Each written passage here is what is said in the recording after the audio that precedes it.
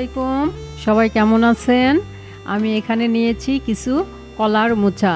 আর এই মোচা আমাদের গ্রাম অঞ্চলে সবখানেই পাওয়া যায়, আর ঢাকা শহরে খুবই কমই পাওয়া যায়, তবে পাওয়া যায় মেগা শপগুলোতে আজকাল পাওয়া যায়।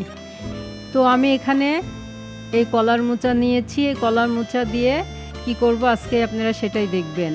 আমি এখানে কলার মোচার একটা ম্যাজের কাঠির মতো কেমন কালো কালো, এই কাঠিটা একটু শক্ত থাকে, এটা বের করে নিচ্ছি। আর এখানে এই পাতলা আঁশের মতো আরেকটি আঁশ থাকে, সেটাও আমি বেছে বেছে নিলাম। আমি এটা ভালো করে বেছে নিচ্ছি সবগুলি, আর খুব ভালো করে ধুয়ে নিলাম। এখন একটি পাত্রে গরম পানি নিয়েছি, তার মধ্যে একটু হলুদের গুঁড়ো দিয়ে দিচ্ছি। এটা চুলোতে দিয়ে একটু ভাপিয়ে নিব।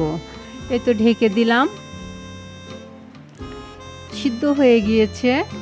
কলার মোচাটা আমরা একটু ভাপ দিয়ে নিয়েছি, তো ভাপানো হয়ে গেল। এই কলার মোচা এখন আমি একটি ছাঁকনির সাহায্যে সেঁকে নিচ্ছি। একটু ঠান্ডা হয়ে গেলে আমি এটাকে একটি ব্লেন্ডারের মধ্যে দিয়ে দিচ্ছি, ব্লেন্ডার করে নিব এটাকে। আর এই ব্লেন্ডারের ভিতরে আমি দিয়ে দিচ্ছি একটু পরিমাণ মতো লবণ, কয়েকটি রসুন, আদা পেস্ট, 1 চামচ আদা দিয়েছি, ধনিয়া গুঁড়ো নিয়েছি, একটু মরিচ গুঁড়ো দিয়েছি, আর দিয়েছি জিরে গুঁড়া। এখন আমি ওইটা ব্লেন্ড করে নিব। আবার এখানে নিয়েছি মাংস কিমা, এর মধ্যে দিয়ে দিলাম পরিমাণ মতো লবণ, আদা, রসুন, জিরা, এখানে চিলি ফ্লেক্স দিলাম, সয়া সস দিয়েছি 2 টেবিল চামচ,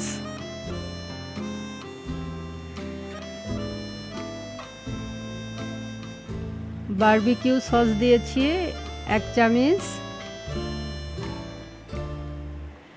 গোলমরিচ গুঁড়ো দিয়েছি 1 চামচ। এখন আমি ভালো মতো মাখিয়ে নিচ্ছি। সব কিছু দিয়ে আমি এই কিমাটা মাখিয়ে নিচ্ছি।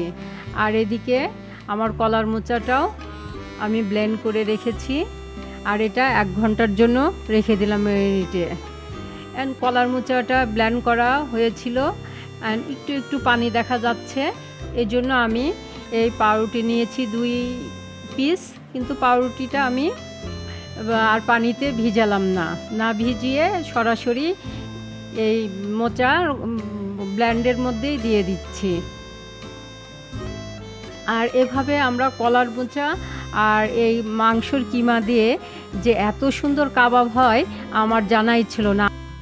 এখানে দিয়ে দিচ্ছি কিছুটা ধনিয়া পাতা কুচি, আর কিছু কাঁচামরিচ কুচি, আর পেঁয়াজ বেরেস্তা,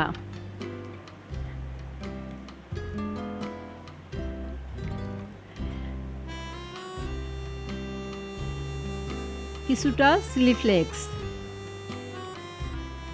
আর একটু কাবাব মশলা, 2 চামচ মতো কাবাব মশলা দিলাম। আর এই যে কিমা করা ছিল 1 ঘন্টার জন্য মাখিয়ে রাখা ছিল, আমি এটাও এখন এই কলার ব্লেন্ড করা ছিল মোচা, কলার মোচা এর মধ্যে দিয়ে দিলাম। এখন আরেকটি ডিম দিয়ে দেব আমি এই কাবাবের ভিতরেই। কিমার মধ্যে আরেকটি ডিম দিয়ে খুব ভালো করে মাখিয়ে নিচ্ছি। আপনারা চাইলে একটু কর্নফ্লাওয়ার দিয়ে দিতে পারেন, যাতে ভালো করে চপটা আটকায়। আমি কর্নফ্লাওয়ারটা এখানে মিক্সড করিনি, তবে আপনারা চাইলে আর একটু কর্নফ্লাওয়ার দিতে পারেন। কিন্তু এত মজার কাবাব আমি এর আগে কখনো খাইনি। আমাদের বাচ্চারা আসলে এই কলার মোচা এগুলো তো খেতে চায় না, কিন্তু আমি সত্যি এদেরকে এরকমভাবে তৈরি করে বাচ্চাদেরকে খাওয়ানো পরে বাচ্চারা বুঝতেই পারেনি যে এটা কলার মোচা দিয়ে বানানো। আমি এটা আধা ঘন্টার জন্য রেস্টে রেখেছিলাম। এখন আবার এইভাবে ভাগ ভাগ করে আমি বড় বড় করে কাবাব চপ আকারে আমি বানিয়ে নিচ্ছি। আর এভাবে সবগুলি কাবাব আমি এভাবে বানিয়ে নিচ্ছি, তৈরি করে নিচ্ছি। আসলেই অসাধারণ লাগছে।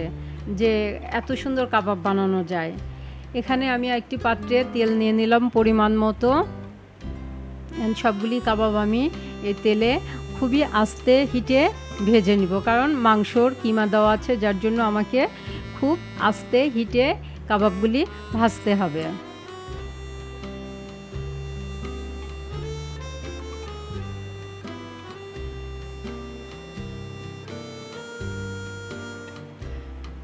এই তো সবগুলি কাবাব আমার দেওয়া হয়েছে।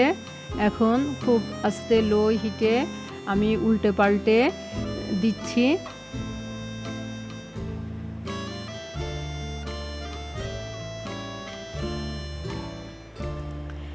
আসলে আমরা অনেক কিছুই খেতে পারি, কিন্তু কলার মোচা দিয়ে যে এত সুন্দর একটা কাবাব তৈরি করে বাসায় বানাবো এটা বা এত মজা লাগবে আমি নিজেও কখনো ভাবিনি।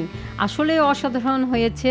আপনারা সবাই একবার হলো বানায় খাবেন, কারণ কলার মোচাতে আছে প্রচুর আয়রন, এবং আমরা কলার মোচা তো কোনো ফরমালিন নাই, কোনো বিষ নাই, কিচ্ছু নাই, এটা একদমই অর্গানিক, যা আমাদের শরীরের জন্য খুবই ভালো। এই তো আমাদের সবগুলি চপ ভাজা হয়ে গেল। কাবাবগুলি আস্তে আস্তে হিটে ভাজে নিলাম। এই তো উঠিয়ে নিচ্ছি। এখন আমি একটি জালির সাহায্যে তেলগুলো যাতে সব ঝরে পড়ে যায় এই জন্য উঠিয়ে নিচ্ছি। আবার একটু টিস্যু পেপার পেরে টিস্যু পেপারের উপরে আমরা কাবাবগুলো রাখলে যেটুকু তেল থাকে টিস্যু পেপার নিয়ে নেবে।